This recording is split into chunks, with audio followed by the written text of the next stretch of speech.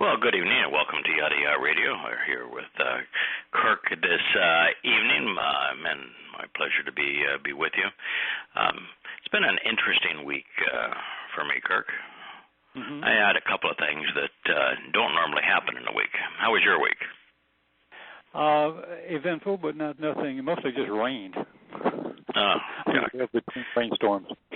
Well, I had two things that happened, maybe three that happened this week. One is that my ex reneged on a promise to release the trust funds that I had funded for my sons. There were many, many hundreds of thousands of dollars.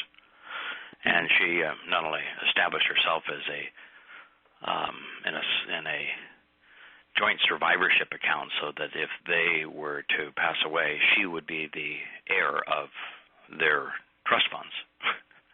Which is pretty repulsive.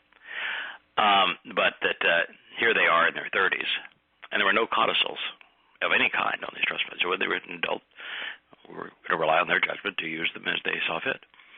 And she left herself in a position where, without her express written consent, they can't access their funds. So I had, I had some discussion with her via her attorney on how that was inappropriate and maybe she ought to change that. And in so doing, one of my two sons and I, who were very, very close, ended up continuing to bond.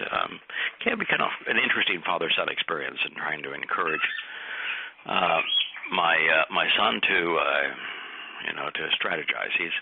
He's a little more of a feeler. You know, there's feelers, perceivers, if you will, and judgers. I'm probably no surprise to anybody. I'm a judger. I make decisions quickly and then come up with a strategy and move forward. And a lot of people are far more perceptive. They're more in tune with their feelings and the feelings of others. And so we really had a kind of a series of heart-to-hearts on what is the best strategy here. Because a lot of times we want, for all the right reasons, what we can't have. Mm-hmm.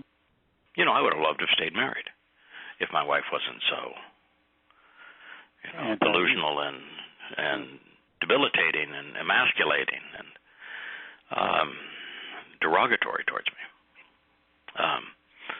But I couldn't. I couldn't fix her, and I couldn't endure it.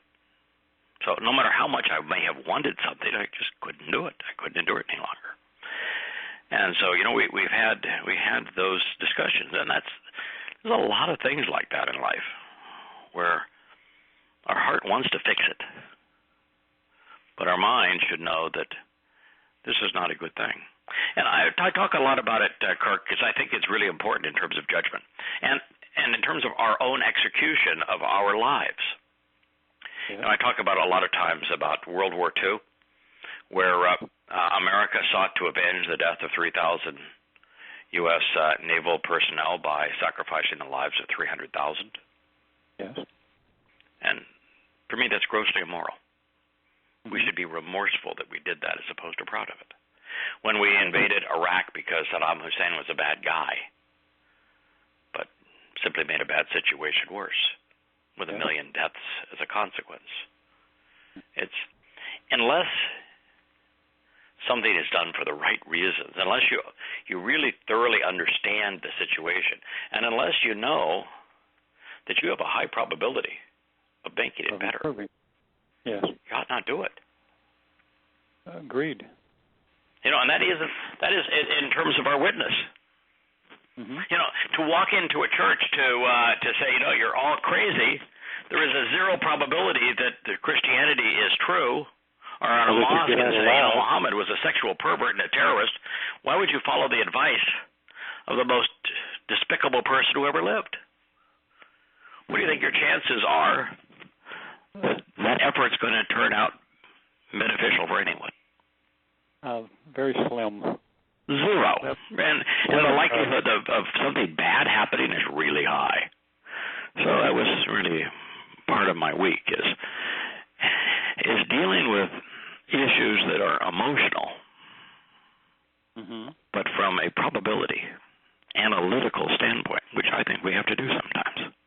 Yeah. That's what I think made Dode so spectacular. He was fully intellectual and fully emotional. And the combination of the two is powerful, but very few people have the combination of the two. They lean one or the other. The other thing that was, and part of that experience is that my relationship with my eldest son, just all but disintegrated. And that's sad. I want to do my best to give it another shot this weekend, but it's not. Again, probability based upon what he had to say is such that it's not good. But I had a sleepless night last night, agonizing over that, and I woke up this morning not only energized with the realization that all you can do is give it the best opportunity for a resolution. Mm-hmm. And if you fail, what you're left with is the best job in the world. I may not, as a result of this, be able to offer support and encouragement to my grandchildren. That's a very real consequence of this. Mm-hmm. But if I can't do that, I still have the best job that's ever been offered anyone. Same job that you have, by the way. And it is the best job in the world, where we can definitely and in a very meaningful way help the members of Yahweh's family. Yes, indeed. And so this morning I came down more energized than I've ever been before, and I had the single best day I've ever had, providing insights into what is probably the most misunderstood passage in the entirety of the Torah. And it was just like goosebumps from every moment. And the other thing that happened this week, I want to talk a little about that, what I was translating and commenting on, because it is easily, Kirk, the most profoundly enlightening thing, the most profoundly differentiating thing that I may have ever done, ever been part of. Is that I did something this week that, Kirk, I haven't done in a very, very long time, that I avoid like you can't believe. A lot of people don't like it because I avoid it, but it suits what who I am and what I'm doing. I almost never meet with anyone who reads my books or listens to the show. Almost never. I met with Dr. Jeff Grill years ago, and what a wonderful man. We had a great time together. Of course, I know Yoel because I knew him well before the time of this program, and one of the finest people I've ever come to know. And I spent a lot of time with my youngest son, who was Covenant. And there have been others along the way that I have met, but they're few and far between. And my issue really is that I'm so public. I take so many hits, both from Muslims, where I've had thousands and thousands of death threats, and from those who claim to be part of the covenant. In fact, the conspiratorialists have raised their ugly head again. Really? And they've even tried to infect the Facebook site that has been so wonderful to so many, which is Shamar Torah, by promoting, in this case, the laughable myth of chemtrails. And really all it is a desperate plea for attention. Because the only credibility, only attention that they get that helps them maintain their following is when they go after us, because we're what they used to generate some credibility. And my instruction with those in Shabbat Torah is to pay no attention to them. One of the things that I learned, Kirk, because I had a chance to read the research that was done recently on the advocates of conspiracy theory? Uh-huh. Do you know that they have one common denominator? You probably think that men would be more likely to be conspiratorial than women, wouldn't you? That's kind of a leading question. To be the I suspect not now. proponents. No, they're not. It's hi, JP. No, they're not. There's no difference between the men and the women who are proponents of conspiracy. You would think that right-wing wackos would be more likely to believe that their government is out to get them and is doing things like killing them with nanoparticles out of jet engines and staging the mass killings at places, like the nightclubs at that New Zealand mosque, and deliberately blowing up Building 7. You think that the nincompoops that are prone to believe such stuff would be right-wing wackos, wouldn't you? Like the Comet Ping Pong Pizzeria being a site for the Clintons to enslave children for pedophiles. Mm-hmm. Yeah. So you think that nonsense would be by right-wing wackos, wouldn't you? The media would let you believe that.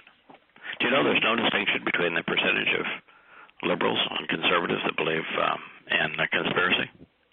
That's surprising. Oh, yeah. Right down the middle. Right down the middle. There is one common denominator. Do you know what it is, JP? A need to feel There's one thing superior. that almost all conspiratorial buffs have in common, according to the research. I don't know. You know what it is? Like I said, a need to feel superior. Yeah, they're losers. They're failing at life. They have no control over their lives, so rather than accept responsibility, they're lashing out at others, claiming that others are precluding them from having the life they deserve. That's the one common denominator. Their lives are out of control. They're failing. And rather than take accountability or responsibility, they want to blame others. That's the one common denominator. So if you're an advocate of a conspiracy, not only are you in direct conflict with Yahweh's instructions, you're identifying yourself with fellow losers. Now, what I want to share is that I've had a ball on translating commentary. I finished Volume 2 of Observations for a Time. I was really pleased with that, because it was well over 1,000 pages. This sucker's long.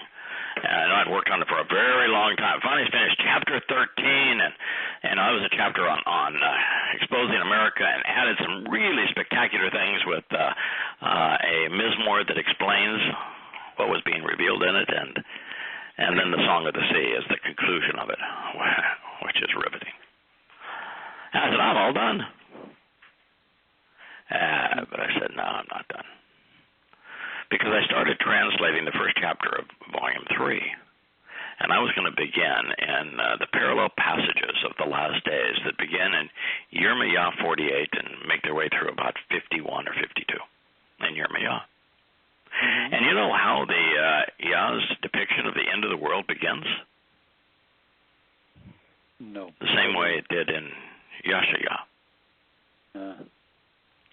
With the condemnation and demise of Moab.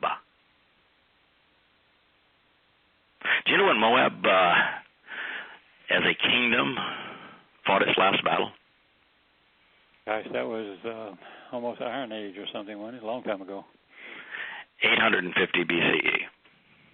Yeah, a long time ago. Yeah. Their last mention, other than in the future, what they represent, was when a band of Moabites serving as a raiding party. So not the kingdom, just some Moabites as part of a raiding party. Nothing but a raiding party. Got honorable mention along with 7 or 8 other raiding parties for participating with the Babylonians in the conquest of Yehuda. But they weren't a kingdom by then. Mm-hmm. And as such, Moab was long gone.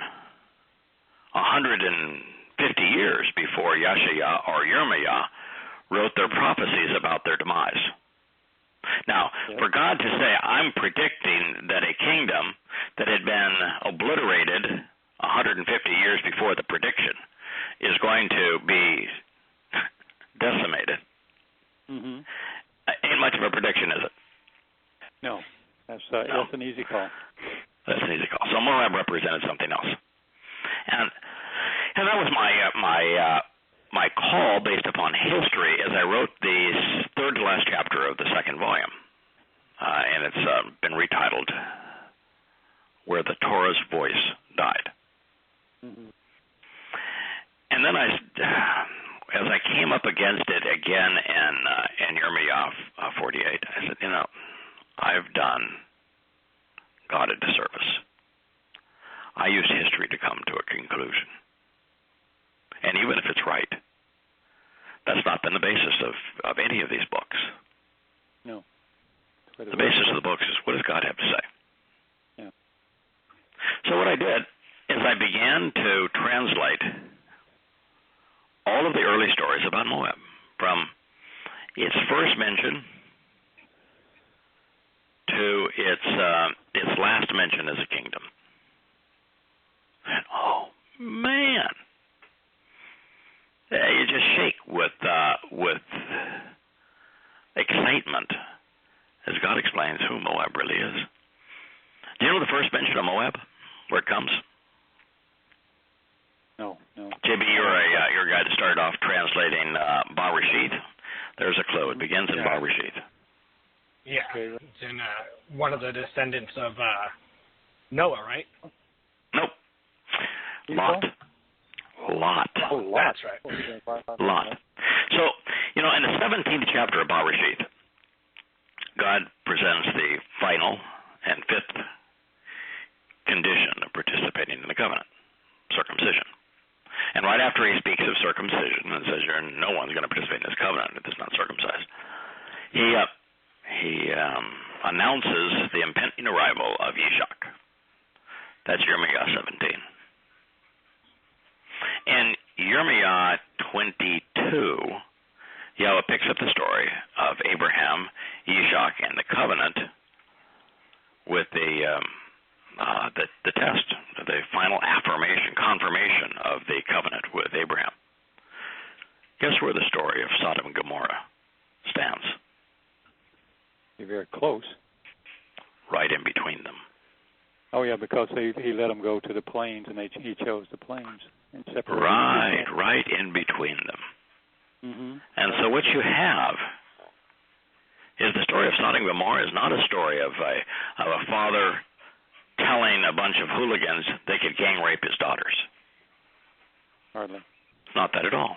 It's not even a bunch of hooligans wanting to rape Yahweh's Malach messengers. Neither are part of the story. It's the most profoundly telling and vivid story of the difference between God's way and man's way. And what God is doing with that vivid story of Sodom and Gomorrah is saying, before you choose, now that you've accepted and you know the 5 conditions of the covenant, now that you know what those are and you know what the 5 benefits are, before you affirm with me, as Abraham and Yishak did, that you're ready to confirm your decision to be part of this covenant, and you answer my invitation to begin by participating in Pesach, I want you to be absolutely certain that you understand exactly what you're walking away from. Sodom.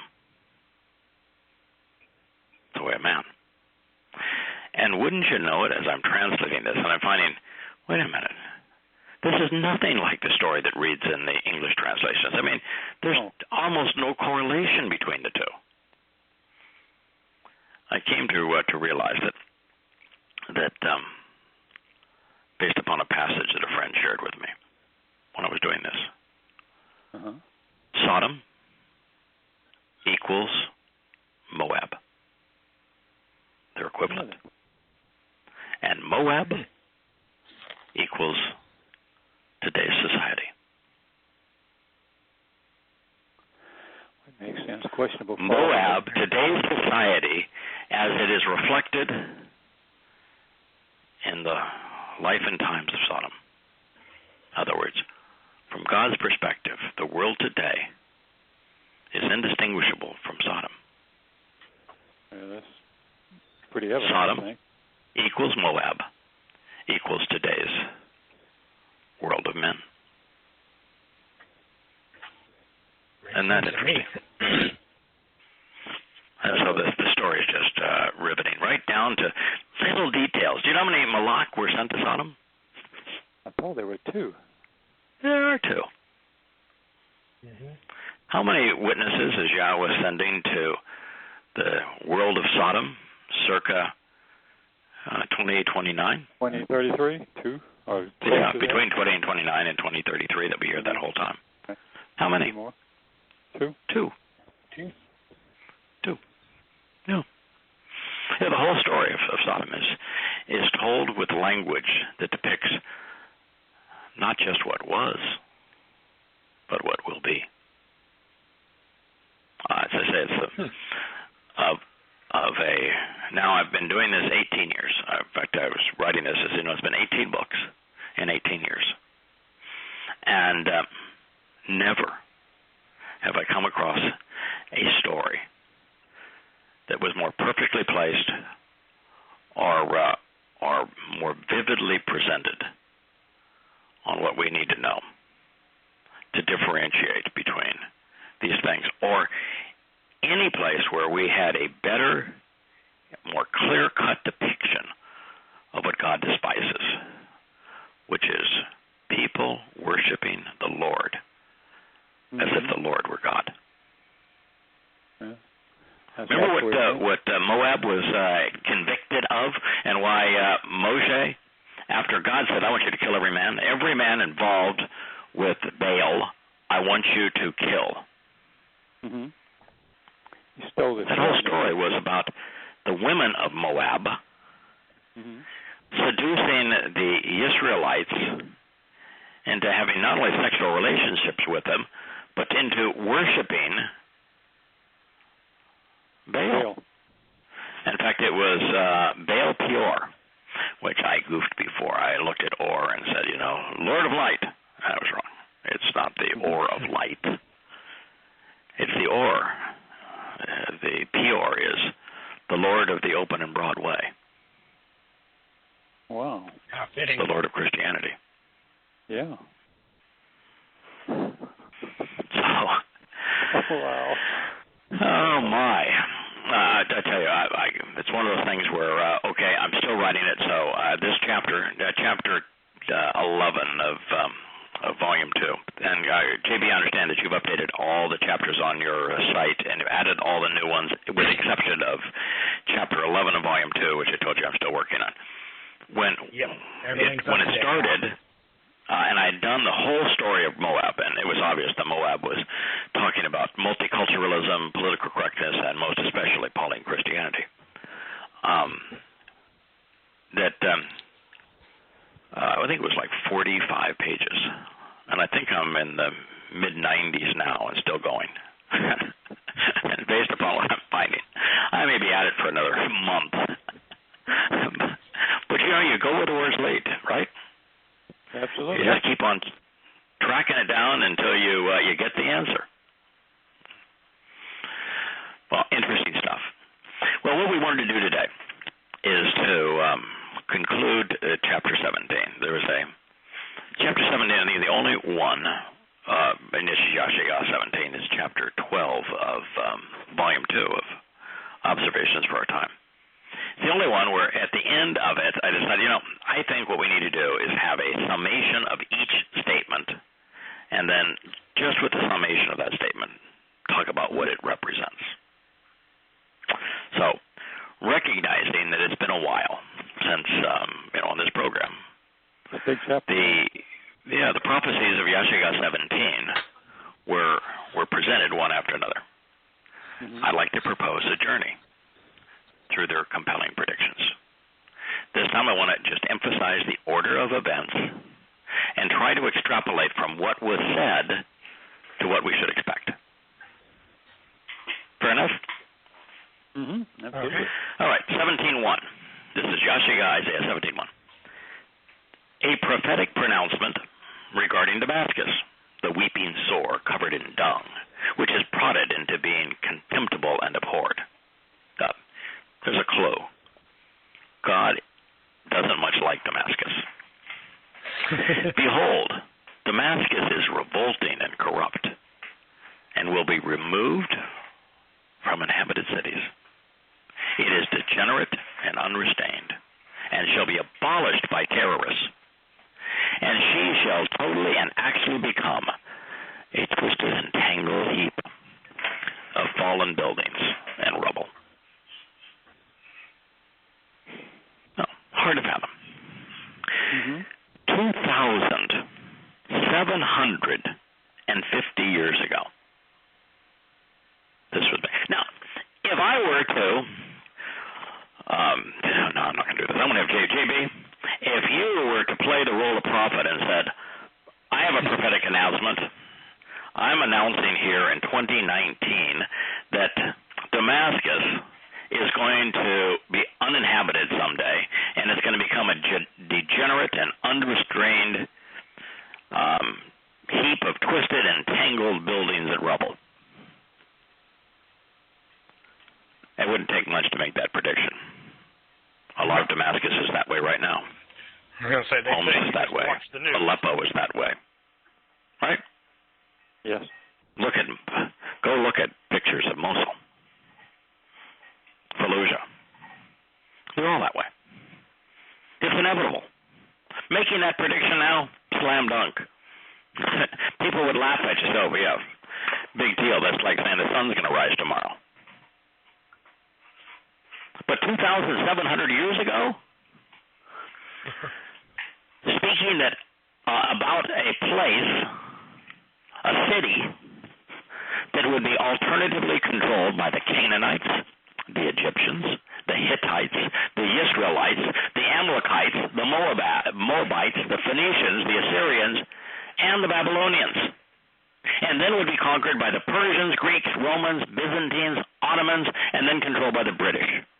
And is now under the control of a vicious dictator with fleeting alliances. And yet the city survived all of that time. And Yahweh is saying that after the Canaanites, the Egyptians, the Hittites, the Israelites, the Amalekites, the Moabites, the Phoenicians, the Assyrians, the Babylonians, the Persians, the Greeks, the Romans, the Byzantines, the Ottomans, the British, and now Bashar al-Assad. The Damascus, the capital of Syria, the longest continually inhabited city in the world, in world history, is going to fall. The longest surviving place of human habitation, according to God, is going to become a heap of twisted rubble during the last days as a catalyst to a far more egregious war. Now, when you want to prove that you are a prophet, if you want to prove that you're God and you inspired a prediction, make one like that 2,700 years before it happens. Make one like that before anyone has invented concrete or rebar, before there are explosives. Making that possible. Make it of a city that was occupied and conquered by a dozen different empires. Yeah, you want to prove who you are? That you know exactly what's going to happen? That you've seen the future and reported in the past? Do this. And then, just for giggles, make certain that you have the entire text of this prediction memorialized on a scroll that is found in its entirety that dates to over 200 BCE, 2,200 years ago.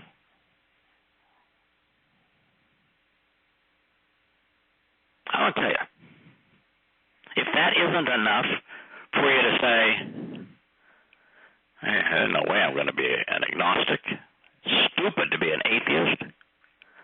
And whatever this text says, if it contradicts my religion, my politics, my family values, I'm going to side with it, because the spirit that inspired this is clearly God. Just saying. Oh, yeah. It is about what's going to happen. It is, Damascus is the canary in the mine shaft as it relates to the time of Jacob's trouble, as it relates to the harvest of Towrah, as it relates to thinning Israel at the waist, as it relates to the flood of Islamic jihadists that are part of the Magog War, as it relates to Yahweh intervening for his people and wiping them out. Damascus is the canary in the mine shaft. That's a lot. But the biggest part of this prophecy is that it in and of itself proves that Yahshua the prophet, 2,700 years ago, when he wrote this down, was inspired by a being that could see the entire fabric of time and cared enough to report in our past what we would witness in our future. It tells you a lot about the nature of God. It tells you a lot about the style of God, the way he validates his witness, who he is, what he cares about. So it's there for you. If you want to know me, if you want to trust me, it's there for you. You just got to have the will to find it. Yeah, that's true. Wow.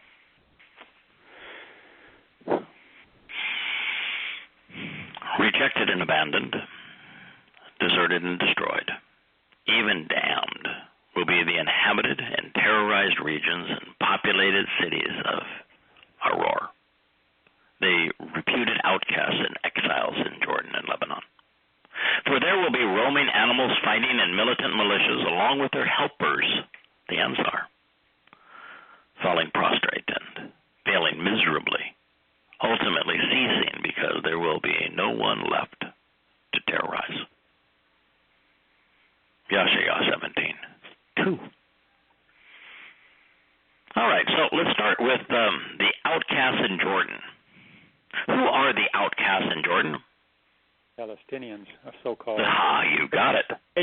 The fake Palestinians. They are they are the majority of the population there. They outnumber the Jordanians, but they're complete outcasts. They still live in exile camps because the Jordanians don't trust them, don't want them. Mm-hmm.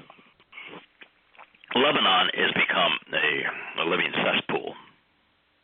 Really, nobody wants it. Everybody wants it. Nobody wants it. You know, the Shiites are trying to vie for it through Hezbollah.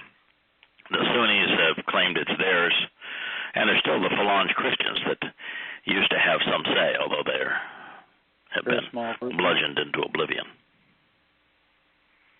So he's saying that those regions are going to be terrorized. They aren't the terrorists. They're the victims of terror. And they're going to be abandoned and deserted, destroyed. There'll be roaming animals of militant militias. Oh, boy. Do we ever see that every day?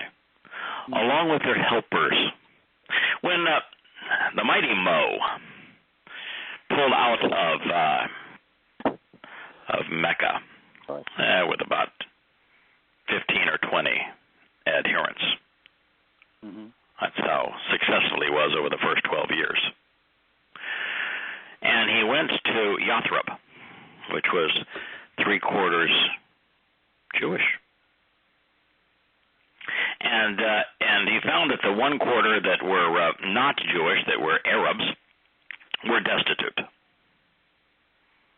They had nothing going for themselves.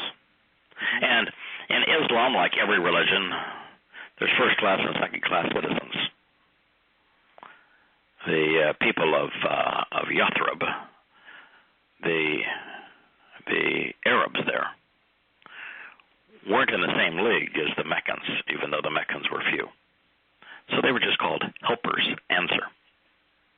And yet the legions of terrorist clubs that go and bludgeon people around the world, particularly in this region, you know what they call themselves? Ansar. Oh, hang on. Yeah, answer this, that, and everything. Yeah. Answer with a hyphenate. Yeah. Yeah. The helpers. Right out of the crown. God is nailed it. Poking them right in the face, between the eyes. Yeah, that's these roving and fighting militias. Yeah, they're going to be the helpers, the Ansar. And they're going to fall prostrate, because that's what Muslims do, and they're going to fail miserably, because that's what Muslims do. Ultimately ceasing, because there'll be no one left to terrorize. You know, the greatest migration in human history is occurring right now. The recent one? Yeah. Everyone moving out of here. Yeah. 5 million Syrians, Libyans, Afghanis, Iraqis, all living the hellholes that Islam had so badly corrupted, and fleeing to New Zealand, Australia, the United States, Germany, England, the basis of Brexit, a lot of friends. Italy, Scandinavia, France, fundamentally changing those countries and making them just devastatingly anti-Semitic, because they brought the disease that had ruined their own homelands with them. That's like saying, there's a bunch of people dying of Ebola. Maybe what we ought to do is bring all of those dying with Ebola into our own country. That ought to be a really good idea. Well, it's fundamentally changed the world. It set up the events that we're witnessing in the last days. I think we had 62 people that are Muslims running for Congress or Senate or something. Sure. And look how miserable the first one has been. Amazing. It's just miserable. What a horrible human being. There'll be no one left to terrorize. They'll continue to flee that area, infecting the rest of the world with the most deadly disease ever known to man, Islam, to the point there'll be no one left to terrorize. America's mistake of invading Iraq and giving Iraq to Iran and fundamentally changing the balance of power between Sunnis and Shias and inflaming the entire Islamic Middle East into war, with the epicenter of that war being Syria, fundamentally changed the world. That's what God is reporting on here. It was the single greatest mistake America has ever made. So God predicted that during the prelude to this war, refugees in Jordan and Lebanon would succumb as collateral damage. Then, addressing the outcasts erroneously claiming to be Palestinians, the very terrorists tormenting Israel, Yahweh revealed that the refugees' camps that they would inhabit in those neighboring countries would be abandoned and depopulated. This will occur, God said, at the hands of roaming bands of militant militias. These terrorists will act more like animals than humans, and they will be operating under the name Muhammad coined for them in his Quran, Ansar, helpers. Therefore, the fortified city and its defensive structures will cease to exist on account of Ephraim. Ephraim is a synonym for Yisrael, apart from Yehudah, along with the government out of Damascus, including the remnant of Syria and Assyria, today's Iran, Iraq, Syria, and Lebanon, for being similarly vehement and burdensome, fanatical and onerous, dim-witted, and enraged. Well, to make this prediction,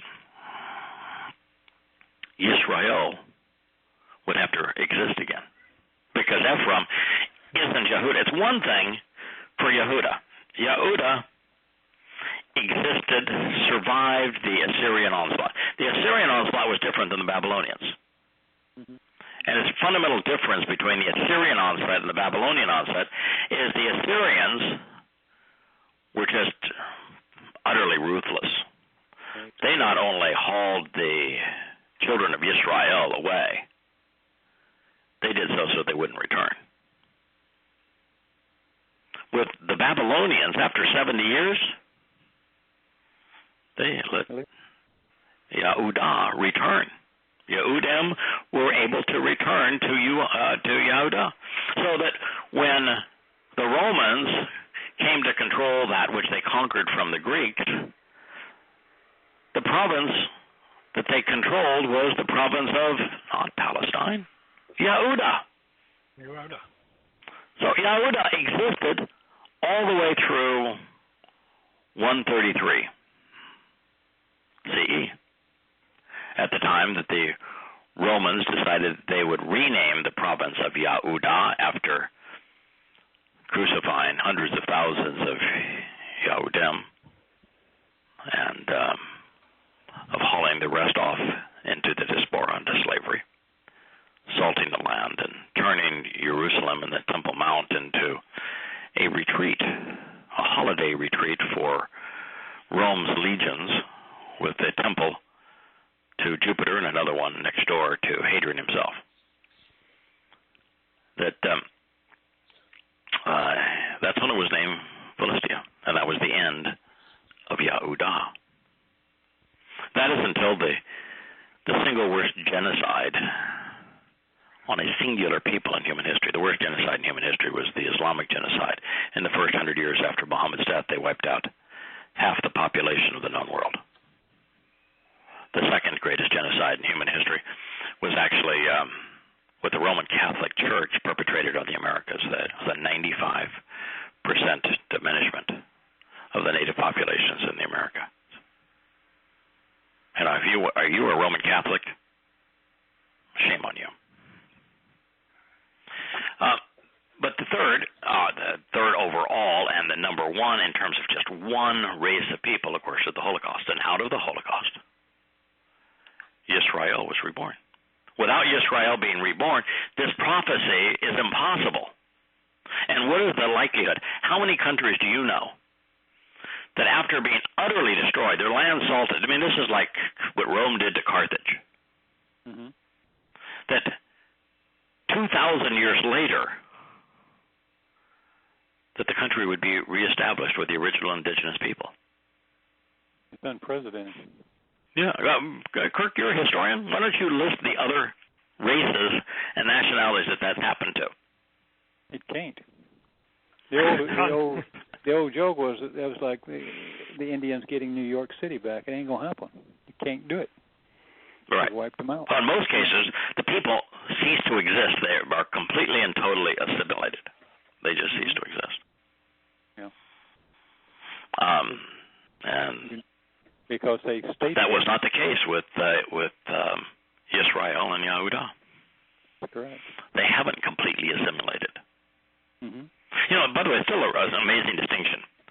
I had a friend that read to me the percentage of Nobel Prize winners across all genres, and the last, whatever it is, 50 years or so.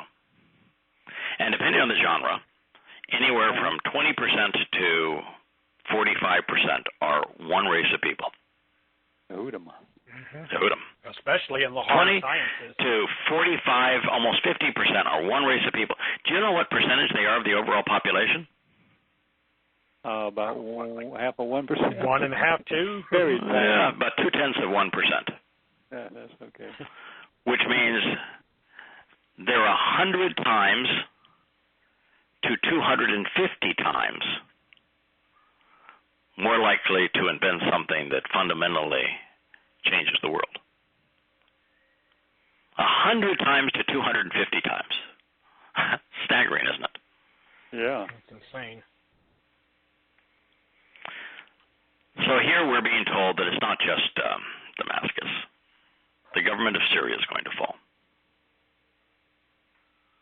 Assyria is going to be an upheaval. going to experience the same vehement and burdensome, fanatical and onerous, dim-witted and enraged people. I've said a lot of times that, you can't be informed and rational and be a Christian. It's impossible. Yeah. No. But you just got to be flat out stupid to be a Muslim. The Quran's the dumbest book ever written. Muhammad may be the single worst person ever to inhabit the earth. To believe Muhammad and the Quran, you've got no excuse.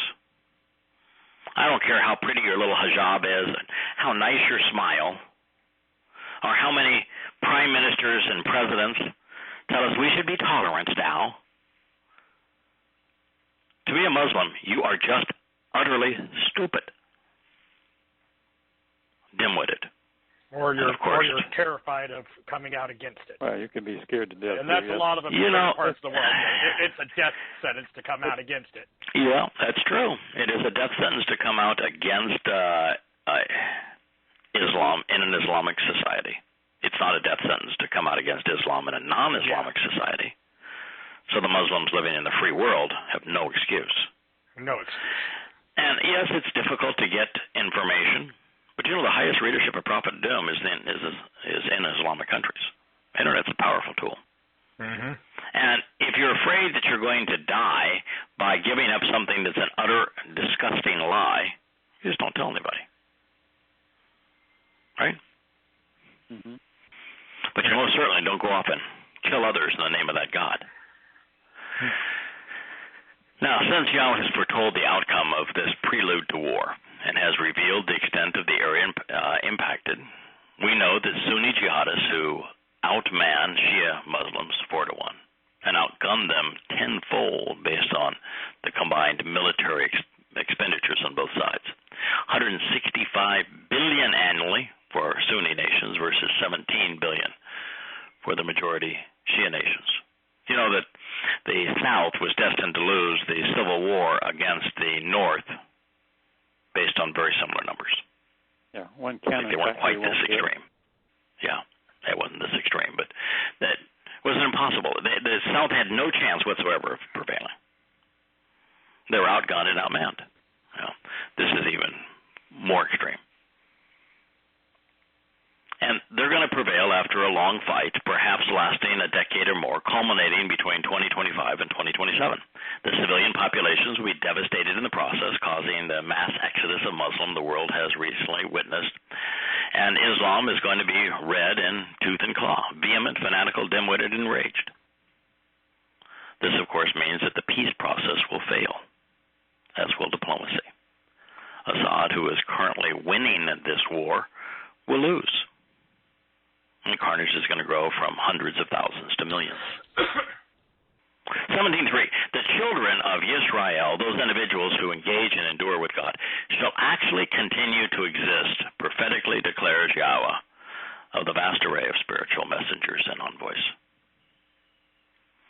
Kirk, what do you think the chances that you could make that prediction 2,700 years ago, after Israel had been destroyed by Assyria, and right before they would be destroyed by Babylon? It would be foolhardy. And even Daniel's going to write about it and say, that it's going to be Babylon, then it's going to be Persia, then it's going to be Greece, then it's going to be Rome, and then it's going to be Roman Catholicism. Yeah, it's very depressing, I would think, if you were reading that, when you say, my gosh. Yeah, no chance. Yeah. And, it's interesting, too, that we say Roman Catholicism, and everybody says, wait a minute, what about the Nazis? They were the worst of all. Why is the Nazis on that list? What did Hitler call his organization? What did he call his Germany? Pardon? Third Reich. Third Reich. Third Reich. What was the first? The rise of Roman Catholicism. Imperial Rome. What was the second? Roman Catholic. The second? The Holy Roman Empire, probably. Roman Catholicism. Roman Catholicism in the Holy Roman Empire. He was the Third Reich. What do you think he had that stupid Aquila eagle? Same symbols. From his point of view, It was the third incarnation of Rome. Imperial Rome, Roman Catholicism, and then the Third Reich. And then with the and for those who have actually taken the time to read Hitler's Pope, yes, you know there would never have been a Holocaust. Hitler would never have risen to power. World War II would not have happened had it not been for Pope Pius XII. He's the man whose despicable ego made it happen. So if you were looking for the Nazis in the story, look no further than Pope Pius XII.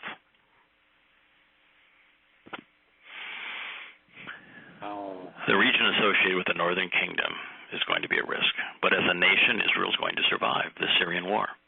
So while Iran may nuke Damascus as a parting gift for the Sunni Mujahideen who drove them out of town, based upon Yahweh's witness, there is no possibility that the Iranians will deploy a nuclear bomb in the Promised Land, causing it to be uninhabitable. And since Yahweh calls the Islamic assailants vehement and burdensome, fanatical, and onerous, these fundamentalist Islamic jihadists will continue to act like savages. 17:4. And it will actually come to pass in that day that the size of Jacob shall be decreased to the point of no longer being sustainable or viable. And the fattest, best protected, and most important place at the midsection of his body shall be leaned, shrinking in size, sacrificed in a counterproductive and unsustainable manner in the cause of pagan gods, and is part of the hidden agenda of diseased dignitaries. Mostly Americans. Now, Jacob. How long ago did Jacob live? Well, he's Abraham's grandson, so a long time ago. Yeah. How about 3 bills times 10? Mm-hmm. 3,000 years ago, right? Not that, yeah. My guess is that what is left of Jacob's carcass, wherever it is thinned by it more than just the waist. Yeah. Okay. So, what is he talking about when he's talking about Jacob? What is unique about Jacob? It's Israel. That was his name. Changed name. Right. He became Israel. Yep. Was he the father of part of Israel, like Yehuda? All 12. Was Ephraim, one of just his only son? No. No, he had a whole lot of them. That's 12 of them. Every tribe that is part of Israel came from Jacob.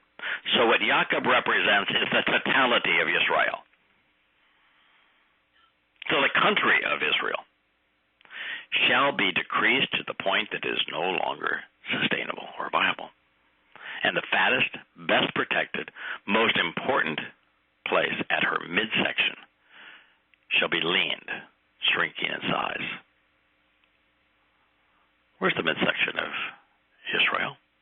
Ever looked at a map? Tel Aviv and between Tel Aviv and Jerusalem. That is correct.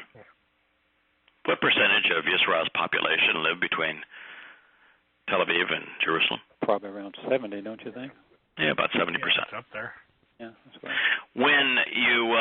When you give them the West Bank and all the lands that UN 242 ascribes to them, mm-hmm. about how wide is Israel going to be between the cities of Tel Aviv and Jerusalem? It's just a few miles. Could be 15, maybe. That's 7 miles. About 7 miles. That's small. Uh-huh. Smaller. And there'll be a conduit in between them, dissecting Israel in half to allow the wannabe Philistines to migrate between Gaza and the West Bank. Now, Gaza's already been given away. What a hellacious mistake. And no one the world over is saying, boy, that was really stupid. George Bush, you ought to have your head examined for having proposed that. That was really a dumb idea. They don't care. So long as Israel's bludgeoned, they're thrilled. World leaders, even most of the rubble of the world. But when this is done, Israel is 7 miles wide at her waist. She becomes indefensible. Why does no one point out that it is us who did this? The only one. And no one's pointing out that it's us, the United States, us, that is going to force them to give up the West Bank. And you might say, well, the Trumpster just gave them credit for the Golan. It can't be America. America's standing up for Israel. That's a lie. The Trump is also the guy that said, we don't care that Crown Prince Mohammed had a Washington Post journalist murdered and his body dismembered. I don't care that Mikey, which was his pet name, when he was a teenager, killed his two housekeepers. We don't care that they're savages. We don't care that 80% of the 9/11 jihadists came from Saudi Arabia. We don't care that the Islamic terrorists that we sacrificed another 10,000 lives directly and 300,000 indirectly through suicide. Osama bin Laden was a Saudi Arabian. We're going to sell them hundreds of billions of dollars worth of the most advanced American weapons. That's just how we roll. So if you're the primary weapon supplier to Israel's enemies, you sell 10 times more weapons to Israel's enemies than the rest of the world combined. You sell many times more weapons to Israel's enemies than you do to Israel. Whose side are you on? Really? Yahowah's. Sure. When you look at how much business America does with Israel's enemies versus Israel, when you look at the money that American politicians are given once they leave office, the George W. Bush, $20 million for his first speech. The Clinton Foundation, another $20 million immediately after he left office by the Sauds. How does people not realize those were bribes and that both men sold America out for money? Well, anyway, it's God saying that Israel is going to be thinned at the waist. UN 242, what the whole world has been clamoring for, is going to happen. It's inevitable. It's going to thin Israel at the waist. What happened when Neville Chamberlain thought it would be a good idea to give away what was not Great Britain's, Czechoslovakia, the high ground of Czechoslovakia, when he decided we're going to achieve peace in our time with Nazi Germany by giving them what they wanted. Yeah, just give them what they want. Everything will be fine. We'll have peace. That was Neville Chamberlain's plan, wasn't it? Mm-hmm. How'd that work out? Mm-hmm. Well, they invaded Poland within 6 months, right? Czechoslovakia, they went to Poland, France. Kept going. Yeah, and then every bit of Europe that they could control, pretty much save Great Britain, which they bombed into just about oblivion. But and they cut deals to occupy and control Spain and Italy, even all of northern Africa. They surrounded the Mediterranean. They owned it. It was theirs. For why? If you read the papers published in Germany during that time, the generals were on the cusp of overthrowing Hitler. I thought he was a crazy dude. You were right. Mm-hmm. And when the West ceded Czechoslovakia, it was such a boost for Hitler that the generals dared not oppose him.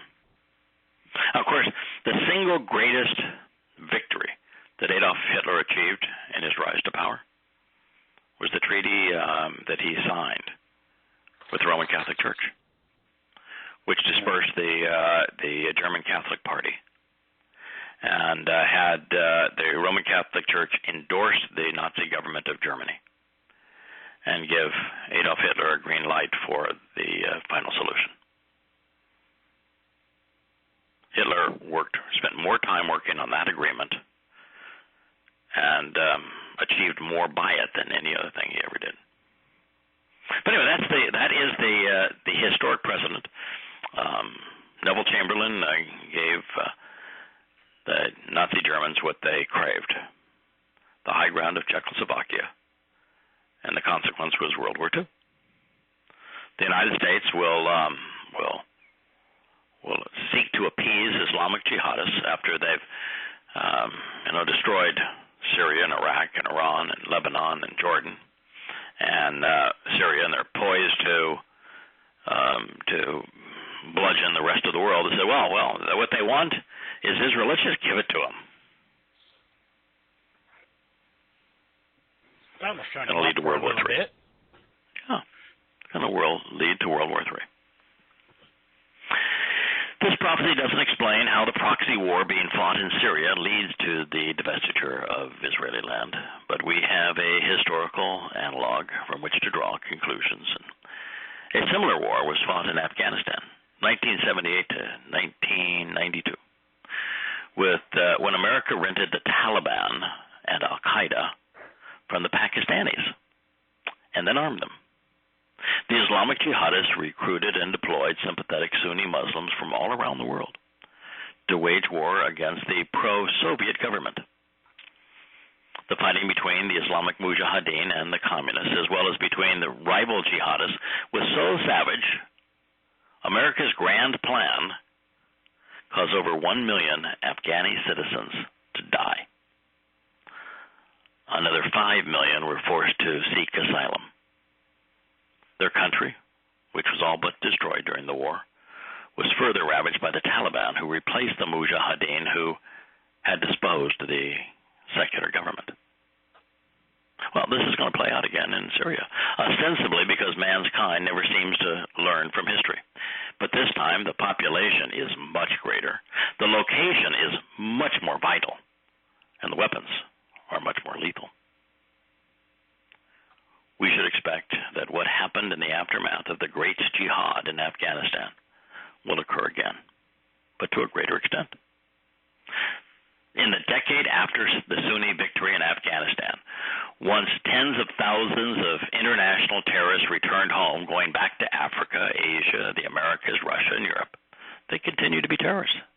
They struck savagely on every continent, carrying out some of the most heinous terrorist attacks ever witnessed. And this leads us right back to Israel, because the next wave of Islamic terrorism, consistent with the previous one, will be orchestrated by religious fundamentalists who will cite their Quranic-inspired hatred of Israel to justify their atrocities. They will ultimately seek to destroy the nation they blame for their poverty. By the way, conspiracy runs rampant in the Islamic world. Why? Because most Muslims are losers. They have no control of their life. They want to blame everybody else for their sorry condition.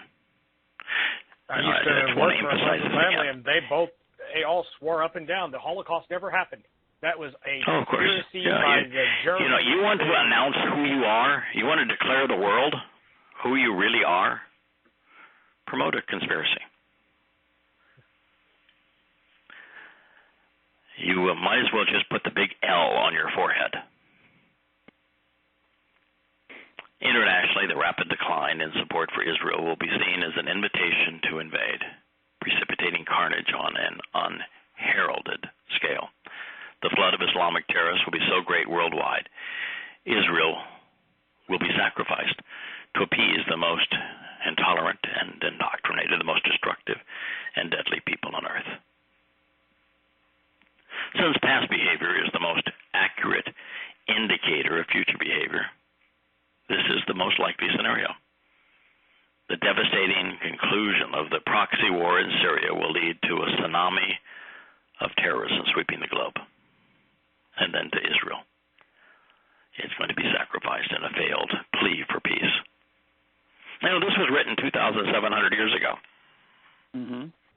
Amazing, isn't it? You'd think that somebody in Washington, in London, in Paris, in Moscow, in Beijing would read it and say, hey, This is a really dumb idea. It's not going to work.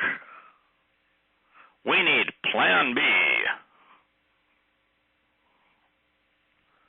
No. They're too full of themselves to consider what God has to say. It's just inevitable. It's the greatest blunder in American history. As we now know, this outcome is already in process, but the final divestiture of land is not going to occur on the timetable once demanded by the Bush or Obama administrations. It will happen only after the Syrian war is over. This timing is further underscored because elements of this peace treaty appear to be referenced in Daniel in conjunction with the commencement of the time of Jacob's troubles. And as we know, the other analog for this is Neville Chamberlain. Well, now, vulnerable and no longer defensible, Muslims will void the treaty with Israel just as Muhammad had done in the 7th century to justify his conquest of Mecca. 1,400 years ago, after promising to be peaceful for a decade in the Treaty of Hudaybiyah, by the way. By the way, I just thought it was an interesting thing. I said in a previous show, I asked, what tribe did Muhammad hail from? Yehudim. Hashem, the name.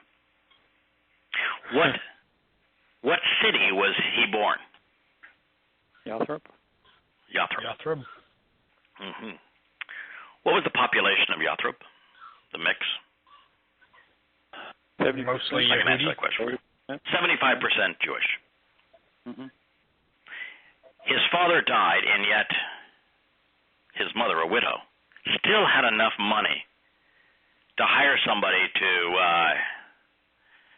rear the kid. And the Arabs there were destitute. So, what are the chances that a person of the Hashem, the name, tribe, being born in a town that was 75% Islamic, whose mother, a widow, had the means to give him up to be raised by someone else, was Jewish? 90%? Yeah. Well, I'm going to go a little further. Yeah. I had a friend that did a little genetic research. Yeah. There are a number of people who can claim today to be direct descendants of Muhammad through Fatima, his daughter, and through her children. On the male side, King Abdullah of Jordan is one of them, slave to Allah. You know what? He's a Jew. Wow. Muhammad was a Jew. Yeah. Just like Paul. Just like Adam Weishaupt. Like Hitler's grandparents. Just like Hitler. Mm-hmm. Interesting, huh? Yeah. Anyway, this is going to be an invitation for invasion. Yeshaya 17:5. Then it shall be like the gathering in and receiving of a harvest at the proper time, a time in the end, which must be cut short due to the extent of man's provocation and anger. Reaping the grain from the chaff in season, cutting it away so as to remove it from a vexing time of grief, thereby establishing and validating the standing grain. Then his sacrificial lamb, his strong arm and ability to shoulder burdens, and his visible appearance as light, shall be collecting and harvesting the first fruits. And it shall be as one would conduct a gleaning, a smaller secondary harvest of first fruits in the valley of Raphaim, in the midst of those destined to die, who were too lazy to exert the effort required to prevail. Huh. You know, the Christians are all fascinated with their rapture. Of course, that's a Pauline term, and in the very discussion of the rapture, Paul got it wrong. He said it was going to happen during his lifetime. So, if you're a Pauline Christian, you're looking in your New Testament for it, and there you go. going to happen during Paul's life, he was wrong. Maybe you ought not believe him. That's like kind of the Jews, and considering Rabbi Akiba as the father of Rabbinic Judaism, when he's the guy that's most responsible for the diaspora. Yep. Well, here, Yahweh tells us exactly when the true harvest is going to occur. Damascus, the longest inhabited city in the world, is going to be destroyed and become a twisted heap of ruins. The government of Syria is going to fall. Jihadists are going to go crazy worldwide. And then Israel is going to be forced to give up not only Gaza but the West Bank, and is going to be thinned at the waist, so she becomes indefensible. And after all of those things happen, then the true harvest occurs. Now, how hard is that to figure out? Why have all of these groups, the Jehovah's Witness, the Seventh-day Adventists, have all gone out and predicted this day, and they've been off by 100, 150 or more years? God gave you the timing. It's going to happen on Towrah right after this all occurs, these 5 things. Between now and the time they occur, it isn't going to happen. We do not have to worry that it's going to happen this Towrah. It's not. Damascus stands. The Syrian government stands. There isn't a worldwide plague of the consequences being discussed here of Islamic terrorism. Israel has not yet been forced to forfeit the land in a peace treaty. Don't have to worry about it happening this year. Not going to happen next year. But it will happen absolutely and unequivocally before 2030. I think the most likely is 2026, 2027. And everyone that's part of Yahweh's covenant family is going to be removed from the earth. It's going to happen at a time that must be cut short due to the extent of man's provocation and anger. There's never been a period like that in all of human history. Man has never had the capacity to wipe out life on the planet. No. But we do now.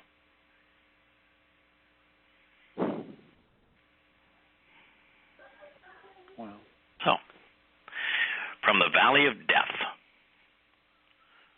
those destined to die because they were too damn lazy to exert the effort required to prevail. And that's it, folks. It's nothing more than that. All you little people out there that are being religious, shame on you. If you only exerted the effort. When I met with this fellow and his wife yesterday, I had lunch with him. Extraordinary. He deserves 100% of the credit for where he is. He's only read the books. He put up speakers where he was having breakfast every day, where he took a shower, where he was getting dressed. He played every daggone poor guy, every archive of this program. Thank you, JB, and others for posting them. Indeed. Thank you, JB. And then every time he would stop the recording, he would write down what had said and said, I'm going to go check that. 50% of what he heard. Wow. He put in the effort to check. He bought Logos. Validate, validate, validate. And after a while, he wasn't validating, but celebrating. He put in the effort. Yeah. Genuinely, he earned the reward. I mean, to the extent that we all earn the reward. We do so by taking the time to learn the truth and engaging, acting upon it. It was just a wonderful celebration of where he had been and really how close his wife is to being there as well. And those who are left behind to die Just too lazy. It's all those people that would rather yabber to God, sing their songs to God, go to a church sermon where somebody speaks about God, rather than just listen to God.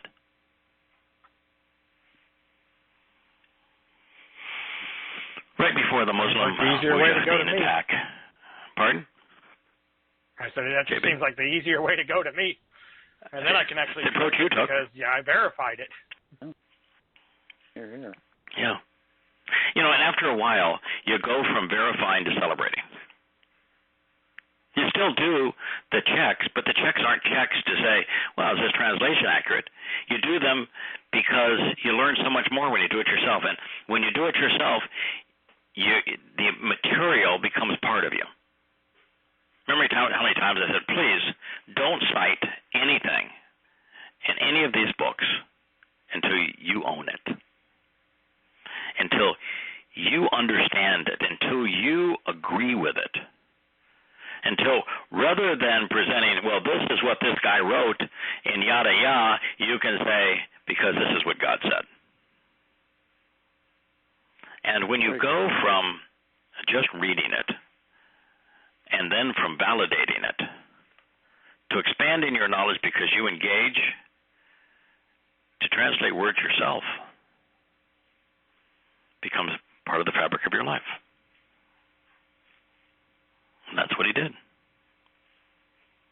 Marvelous. So we all should do. Okay.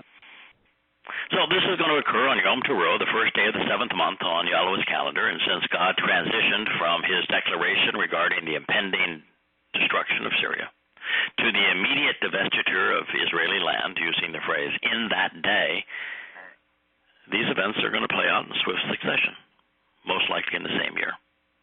Once the Syrian war is over, once Damascus becomes an uninhabited pile of rubble, once the Assad regime falls, once the refugees who are outcasts in Jordan and Lebanon are swallowed up in this deadly affair, once Israel is then becoming unsustainable, be prepared to go if you're a participant in the covenant. And if not, you may want to consider its conditions and engage before it's too late.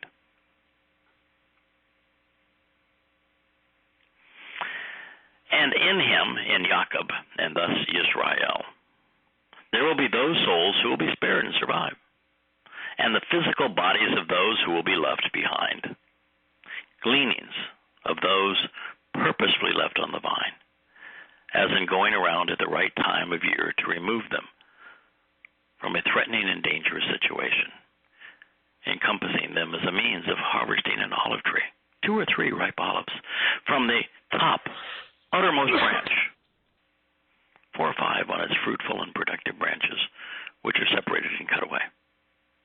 Prophetically declares Yahweh, the Almighty God of Israel.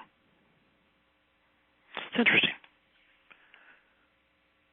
This is the true harvest, and he's not the God of the church.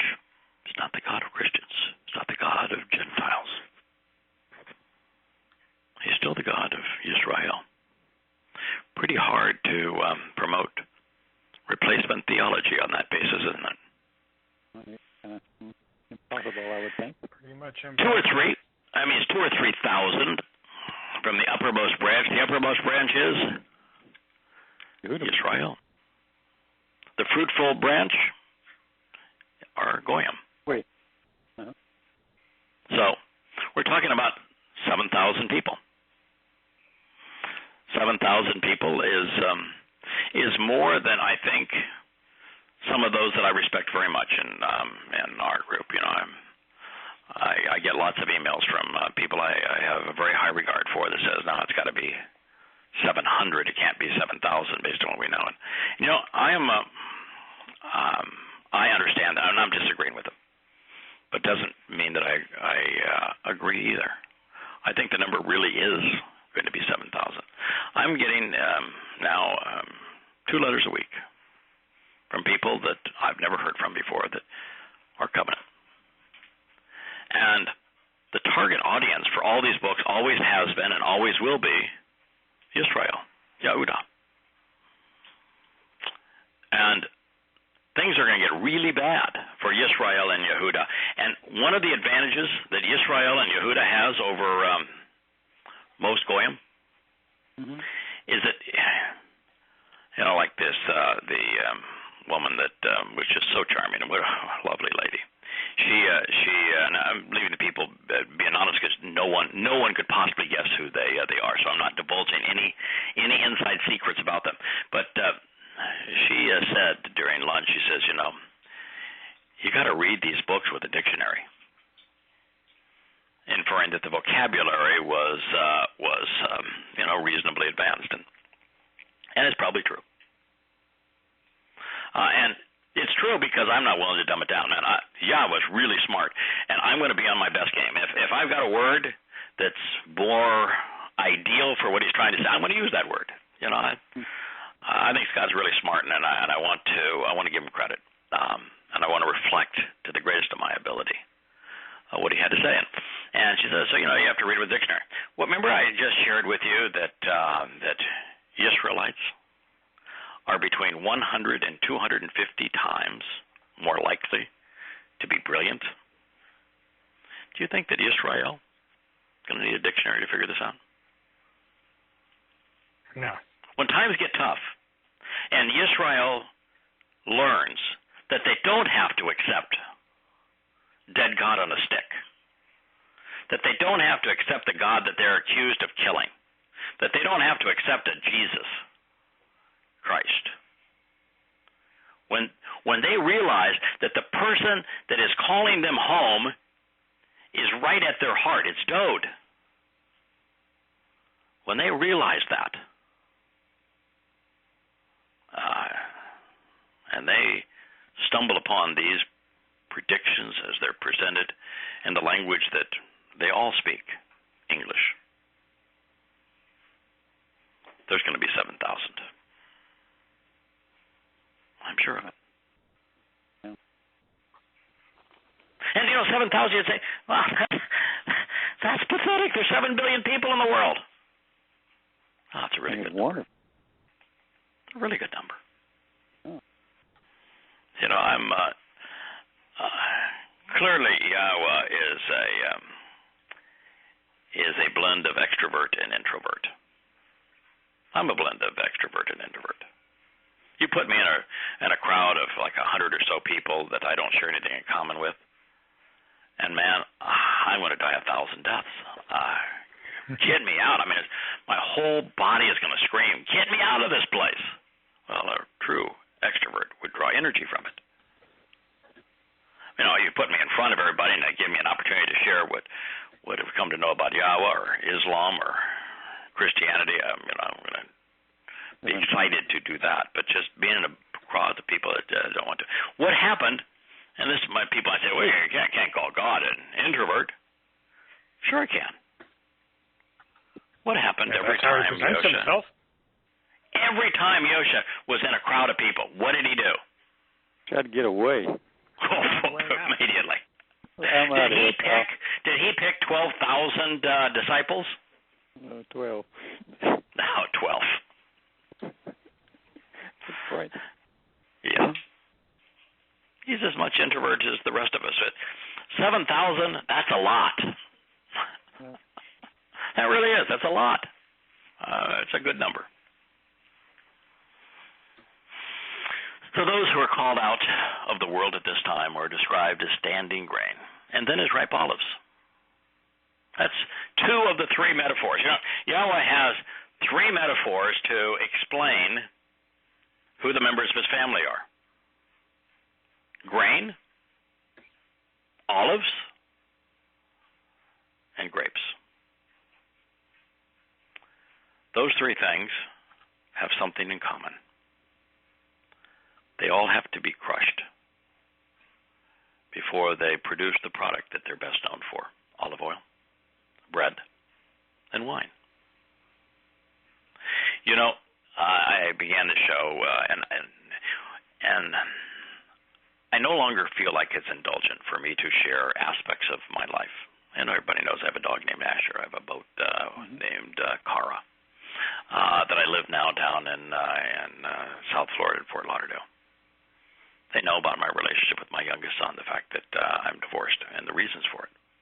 Yeah, you know. And the reason I've shared that is we're family.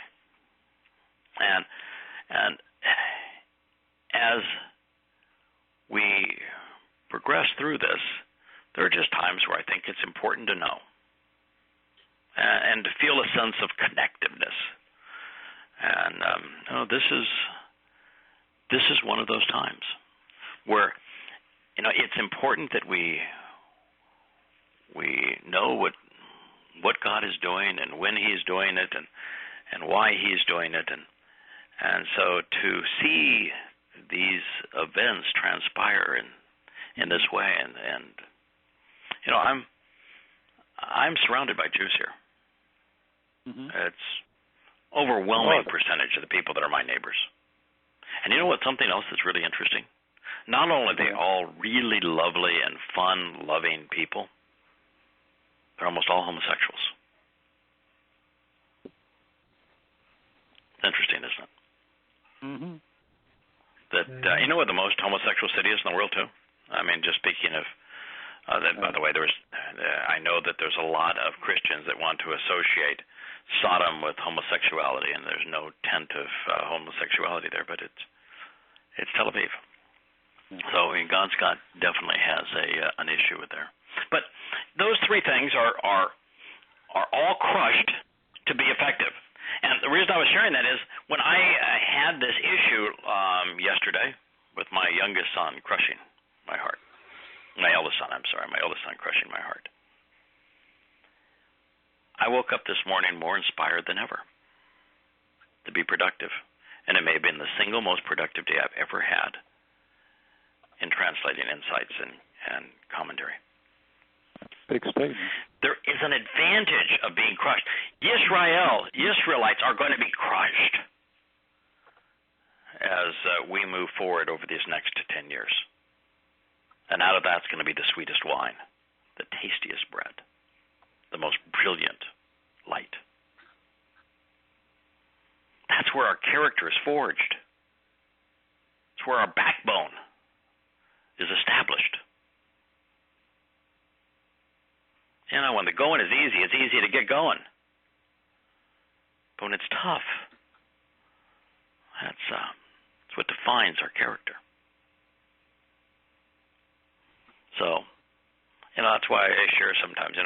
My life I live a joyous life. I'm the happiest guy in the world.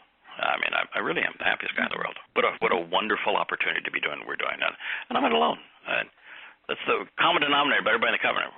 It's just exciting, uplifting. But we all have issues.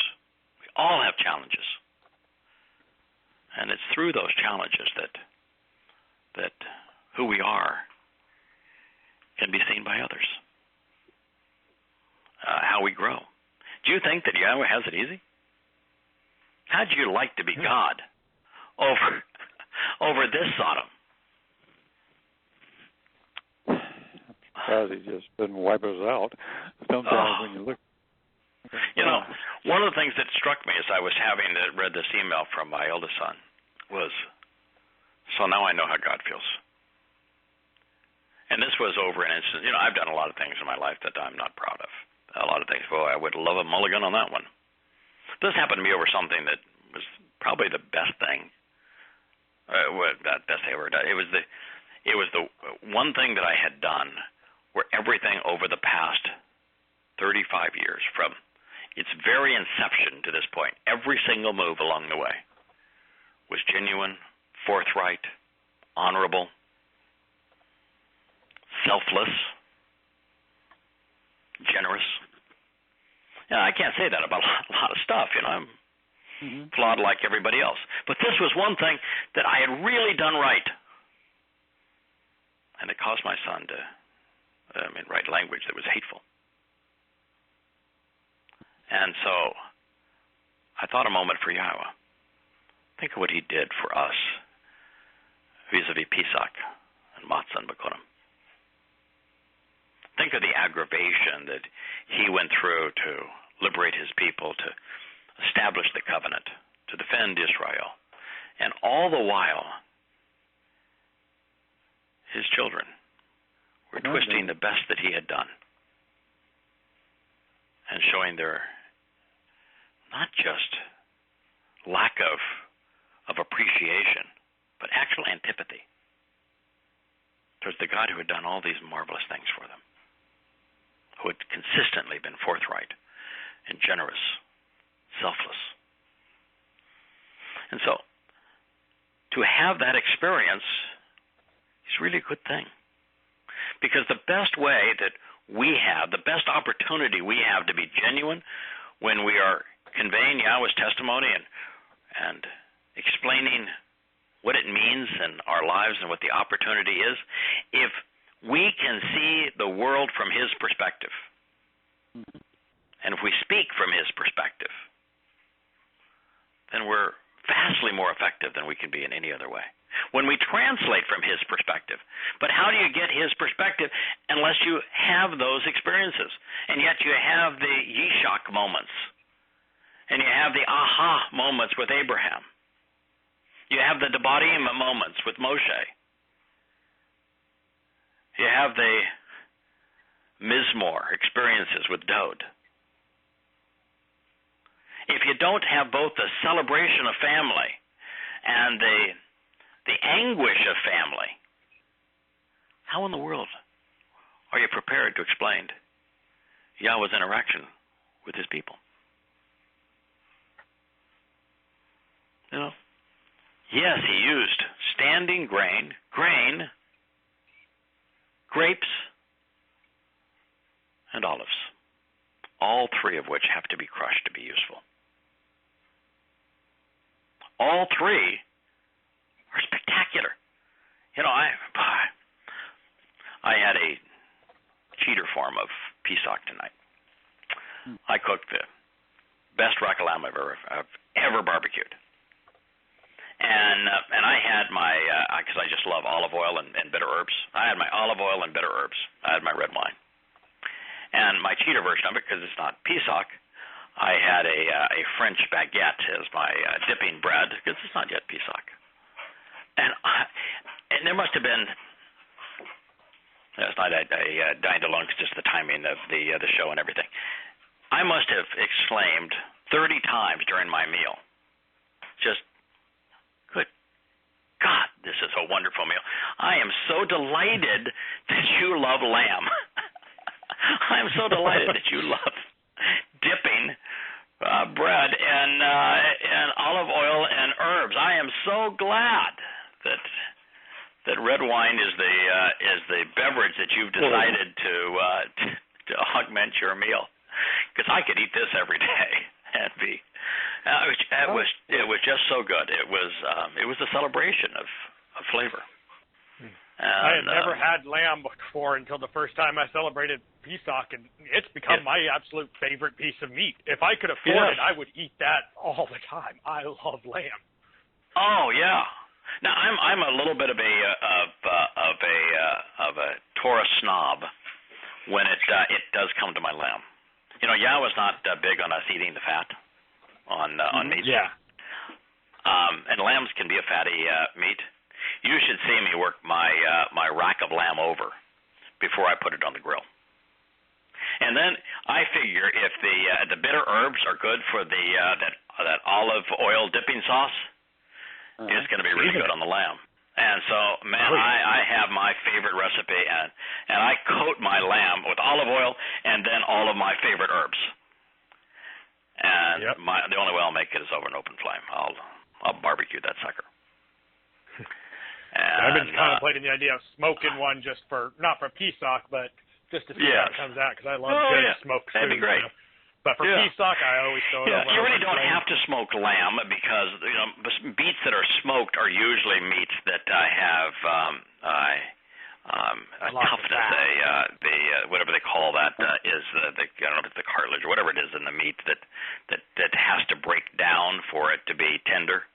And then it creates that bark on the outside that is so spectacular, and the meat turns a reddish pink on the inside, even when it's cooked medium well.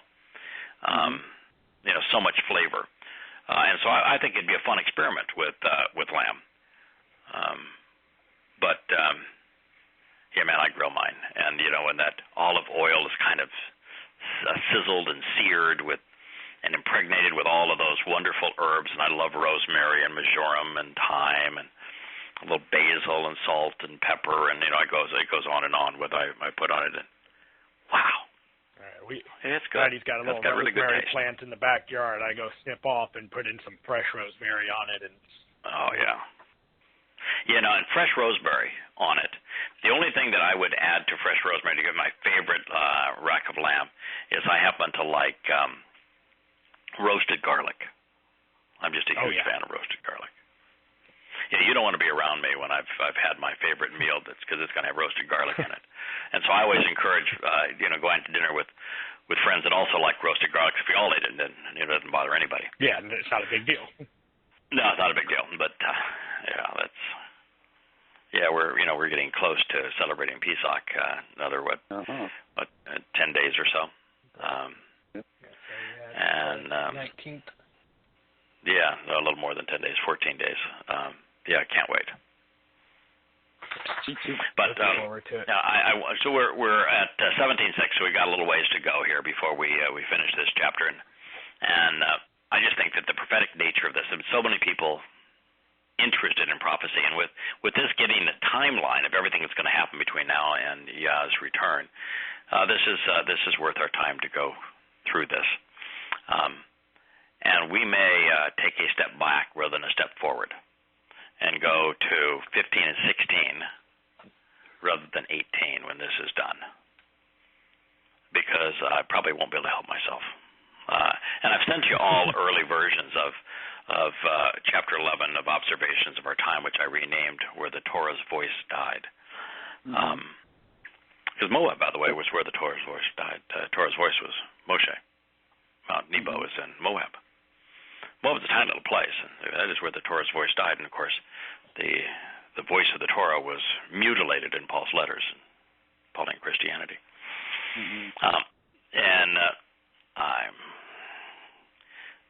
The first, 30 pages of that chapter that I've been working on these last few days, maybe a week or so. It is so exciting. We're just going to have, it's going to be so much fun to go through. And I've not shared, I think I've only shared it with one person thus far, because I'm writing it from the inside out, so it's really hard to send out, because you can't say, well, you can edit these X number of pages, because I'm writing it from the inside out as opposed from beginning to end or some other way that makes sense to edit. So I got big gaps in the middle. I know where it's going, but this has been the most challenging material I've ever translated or commented on, because my mindset was still so stained by English translations that I had avoided it like the plague. I mean, who wants to read about a father offering his daughters up to be raped, to be gang raped, and about a father having drunken incest with his daughters? In Christianity, we'll promote it as it's their exemplar of the rapture. Well, yeah, hell it is. Of the 4 people that left, one of the 4 was turned to a pillar of salt before she got him out of eyesight. And 2 of them got their father drunk and had sex with him and gave birth to scum. And the dad? This is not the dad of the year. But the story is so much more important, so much bigger than that. I'm glad that I was finally strong-armed into doing it. Well, anyway, guys, it's been a pleasure. I'm sorry this is probably the most I've talked on any show, and I apologize for that. It's just different material where we're reading summations and not talking about each individual word, and just trying to figure out where it goes. No, I'm sure we all enjoyed it. Everybody listening, I'm sure did. Thank you. Look forward to being with you next week. It's an exciting time to be alive and to be Torah observant, and it's a wonderful time to celebrate Shabbat and the Torah.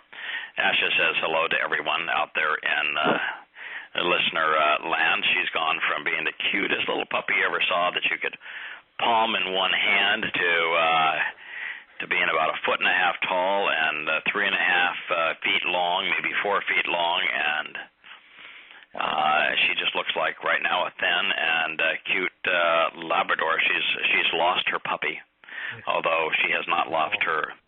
The puppy inside her remains while the puppy outside. No, that takes several years for a lab. Yes.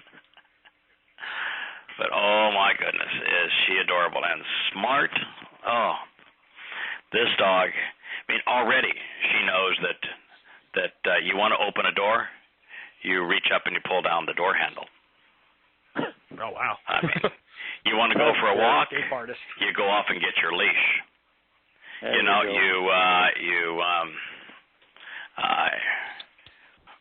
she understands, well, if I come, if I sit down, if I lay down, if I do any of the commands I've been taught, I get a treat. Let's play that game. Yeah, she's really a sweetheart. So it's lots and lots of fun. Sweet little personality. I'm so delighted that I decided to get a dog. You know, you just see dogs keep you young, put a smile on your face. Marvelous company. Was it 2 nights ago? Because of the falling out that I had, I was up till 1 o'clock in the morning writing a letter, and the next day that was to one son, and then the next day I got up at 6, and I spent 4 hours writing the other son a letter after having slept about 30 minutes during the night. And you know who was with? I mean, every moment. If I was at the computer, she was at my feet, wrapped around my feet. If I needed to get up to get a drink or anything, followed me and laid down right where I stood. Time to go to bed. Not only jumped up, she's got little steps now that she prefers to sleep in her own bed in the master bath. That's her favorite because it's cool in there and she can really, she can snore up a storm, and she's a snorer. But there's just certain nights where she just realizes, this is a cuddle support night. He needs me. Oh, he needs me. She put her head right next to mine on the pillow and spent all night that way. Wow. Just dogs have a sense about them. Oh yeah. Great dog. Yeah. No, she is. She is so sweet. So much fun to be around. So, anyway, it was fun tonight. Happy Shabbat to one and all. We're a couple of weeks here from Pesach. I have a chance to celebrate the happiest day of the year. Yes. Looking forward to it. Happy Shabbat, everyone. Good night. Bye. Happy Shabbat. Shalom.